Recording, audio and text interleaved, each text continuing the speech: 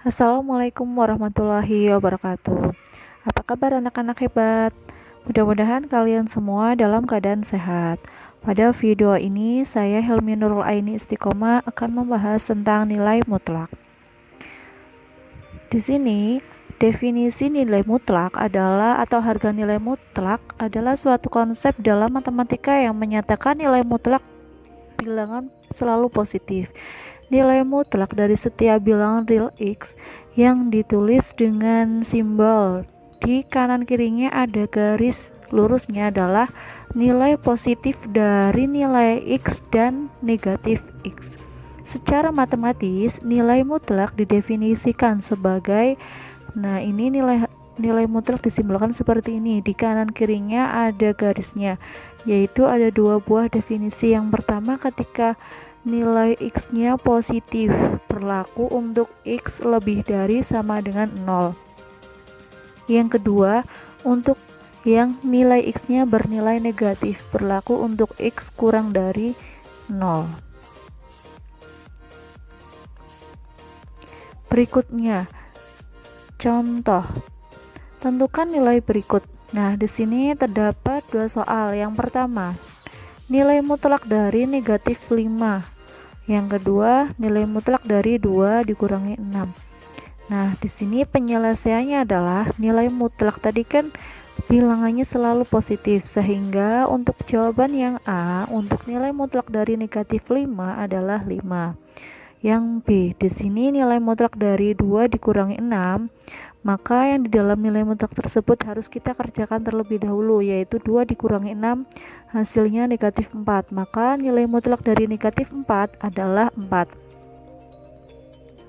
Sifat-sifat nilai mutlak. Jika X, Y elemen R, maka berlaku sifat-sifat berikut.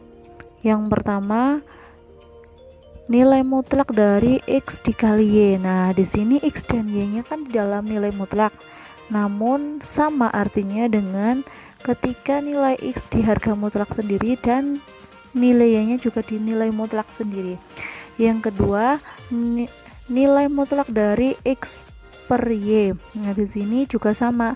Di dalam nilai mutlak itu adalah X dan Y merupakan suatu pembagian. Nah, di sini bisa kita pisahkan dengan syarat Y tidak boleh sama dengan 0. Selanjutnya, nilai mutlak dari X plus Y. Nah, di sini akan sama dengan nilai mutlak X ditambah nilai mutlak Y. Sifat berikutnya yaitu nilai mutlak dari X dikurangi Y, yaitu sama dengan atau lebih dari sama dengan nilai mutlak X dikurangi nilai mutlak Y. Sifat berikutnya, nilai mutlak itu sendiri akan sama dengan akar dari X kuadrat. Jadi kalau hanya nilai mutlak itu sendiri sama artinya dengan akar dari X kuadrat. Sifat berikutnya, nilai mutlak X yang dikuadratkan akan sama dengan X kuadrat. Sifat yang terakhir adalah nilai mutlak X kurang dari nilai mutlak Y jika dan hanya jika X kuadrat kurang dari Y kuadrat.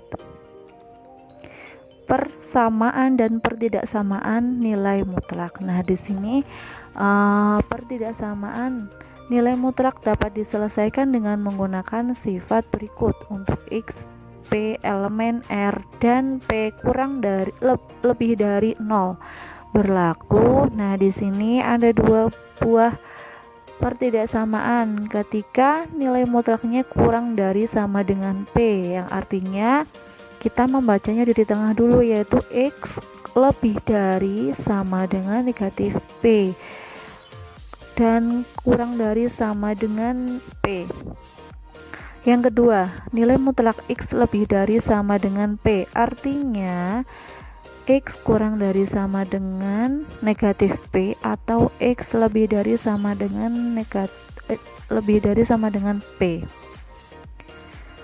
Contoh nomor 1, tentukan himpunan penyelesaian dari nilai mutlak 2X dikurangi 4 sama dengan 3. Nah, di sini dalam persamaan ini cara menyelesaikannya kita bisa menggunakan dua cara. Ya, kita bahas terlebih dahulu cara yang pertama dengan menggunakan kuadrat kedua ruas. Jadi masing-masing ruas atau yang sebelum sama dengan dan setelah sama dengan itu dikuadratkan. Sehingga untuk ketika dikuadratkan menjadi 2x dikurangi 4 kuadrat sama dengan 3 kuadrat. Nah, untuk yang di dalam kurung ini kita jabarkan terlebih dahulu, yaitu dengan 2x dikurangi 4 dikali 2x dikurangi 4 sama dengan untuk yang 3 kuadrat kita hasilkan menjadi 9. Nah, di sini dari yang di dalam kurung ini kita kalikan ke kurung berikutnya, yaitu 2x dikali 2x hasilnya 4x kuadrat. 2x dikali negatif 4 hasilnya negatif 8x. Negatif 4 dikali 2x hasilnya 8x. Lalu negatif 4 kali negatif 4 hasilnya adalah plus 16 sama dengan 9. Nah, di sini yang variabelnya sama adalah min 8x dengan min 8x. Kita operasikan menjadi 4x kuadrat min 16x plus 16. Nah, yang 9 kita pindahkan ke ruas kiri atau sebelum sama dengan menjadi negatif 9 sama dengan 0. Selanjutnya 4x kuadrat dikurangi 16x, 16 dikurangi 9 hasilnya 7. Sehingga dari bentuk persamaan kuadrat ini kita faktorkan, yaitu diperoleh 2x dikurangi 1 dikalikan 2x dikurangi 7. Dari faktor ini ketika dikalikan akan menghasilkan fungsi kuadrat atau persamaan kuadrat seperti pada di atasnya ini. Ya, sehingga 2x dikurangi 1 sama dengan 0, maka 2x sama dengan nanti min satunya dipindah ruas menjadi 1 positif, sehingga x sama dengan 1/2. Atau untuk yang selanjutnya, untuk yang 2x dikurangi 7 sama dengan 0, nanti negatif 7 nya pindahkan ruas kanan sama dengan x sama dengan 7/2. Jadi himpunan penyelesaiannya adalah 1/2 dan 7/2. Cara kedua, dengan menggunakan definisi nilai mutlak. Di sini nilai mutlak itu sendiri kalau didefinisikan akan menghasilkan nilai positif dan negatif. Nah, yang sekarang kita menggunakan cara definisi tersebut, yaitu yang pertama ketika kita pakai yang positif terlebih dahulu. Untuk nilai mutlak 2x dikurangi 4 sama dengan 3. Sehingga di sini sama 2x dikurangi 4 sama dengan 3. Nanti negatif 4-nya kita pindahkan menjadi 2x sama dengan 3 plus 4. Karena yang tadinya itu nilainya negatif, maka di sini menjadi penjumlahan. Selanjutnya 2x sama dengan 7 dihasilkan dari 3 plus 4. Berikutnya nanti 2-nya pindahkan ruas menjadi x sama dengan 7/2. Nah, yang berikutnya menggunakan yang nilainya negatif, yaitu 2x dikurangi 4 sama dengan negatif 3. Negatif 4-nya nanti kita pindahkan ke ruas kanan atau setelah sama dengan menjadi 2x sama dengan negatif 3 ditambah 4 menjadi 2x sama dengan negatif 3 ditambah 4 hasilnya 1. Maka nilai angka 2 yang di variabel x itu kita pindahkan menjadi pembagian sehingga x sama dengan 1/2. Jadi himpunan penyelesaiannya adalah 1/2, 7/2 sama dengan cara yang pertama. Contoh nomor 2. Dengan soal tentukan himpunan penyelesaian dari nilai mutlak 2x plus 5 kurang dari sama dengan 6. Penyelesaiannya adalah menggunakan sifat pertidaksamaan yang nilai mutlak x kurang dari sama dengan p, yang artinya kita bacanya di tengah ya. Di sini x lebih dari sama dengan negatif p dan x kurang dari sama dengan p. Nah, di sini berarti dari yang dinilai mutlak itu diletakkan di tengah. Terus Yang setelah tanda pertidaksamaan kan di sini 6, maka yang sebelah kirinya menjadi negatif 6, yang sebelah kanannya adalah 6. Sehingga di sini biar yang di tengah ya, di antara tanda pertidaksamaan tersebut itu biar hasil akhirnya adalah X saja, maka satu persatu kita kurangkan dengan angka-angka yang ada di situ. Di sini kan yang di tengah itu 2x plus 5, maka biar 5-nya hilang, maka masing-masing itu harus dikurangi 5, sehingga yang tengah 2x ditambah 5 yang tadi ya dikurangi 5. Yang sebelum tanda yang sebelah kiri negatif 6 kan, nah ini juga dikurangi 5 juga. Nah yang sebelah kanannya kan angka 6 saja, nah ini juga dikurangi 5. Dari ini kita hasilkan kalau yang 2x plus 5 dikurangi 5 hasilnya kan 2x saja. Untuk yang min 6 dikurangi 5 hasilnya adalah min 11. Nah yang sebelah kanan 6 dikurangi 5 hasilnya 1. Nah di tengah itu kan masih ada angka 2, biar x saja ya, seperti yang tadi saya sampaikan, maka karena masih ada angka 2 sehingga harus dibagi angka 2. Jadi masing-masing dibagi angka 2, tidak hanya yang di tengah, sehingga yang tengah 2x per 2 kurang dari sama dengan bagian kirinya adalah min 11 tadinya per 2 juga. Yang sebelah kanannya adalah tadinya 1, maka dibagi 2 juga. Untuk yang tengah hasilnya X ya, ini sudah X. Yang sebelah kiri menjadi min 11 per 2, yang sebelah kanannya menjadi 1 per 2. Nah ini sudah selesai. Jadi dapat kita simpulkan himpunan penyelesaiannya adalah X di mana tanda garis satu saja itu bacanya di mana? Langsung ke tengah, yaitu X lebih dari sama dengan min 11 per 2 kurang dari sama dengan 1 per 2 untuk X elemen R.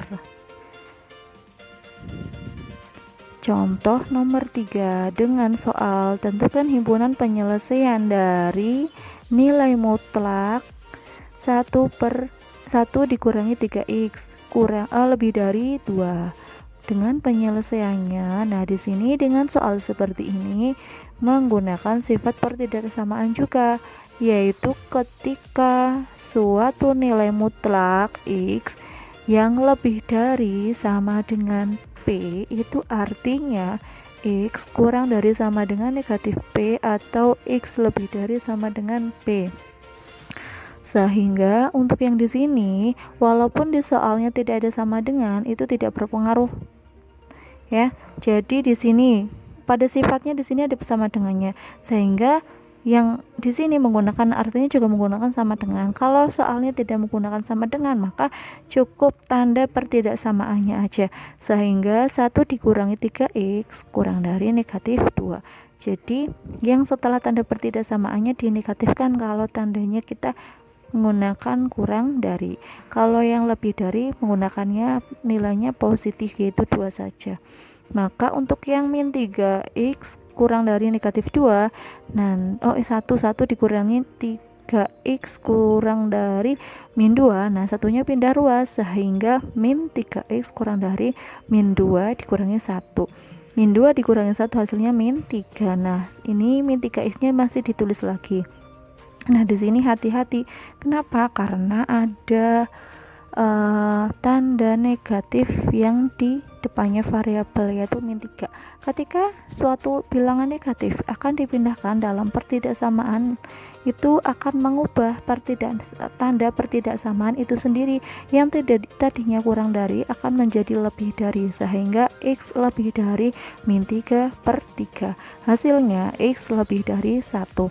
Yang selanjutnya ya ini 1 dikurangi 3x lebih dari 2. Nah di sini sama seperti yang tadi, satunya kita pindah ruas menjadi negatif 1, sehingga min 3x lebih dari 2 dikurangi 1 hasilnya min 3x lebih dari 1. Ini juga sama, di depannya x itu atau koefisien dari x adalah min 3, akan kita pindahkan, jadi suatu negatif dipindahkan berupa yang semula perkalian dipindah menjadi pembagian, itu mengubah suatu tanda pertidaksamaan yang tadinya lebih dari menjadi kurang dari, maka x kurang dari 1/-3.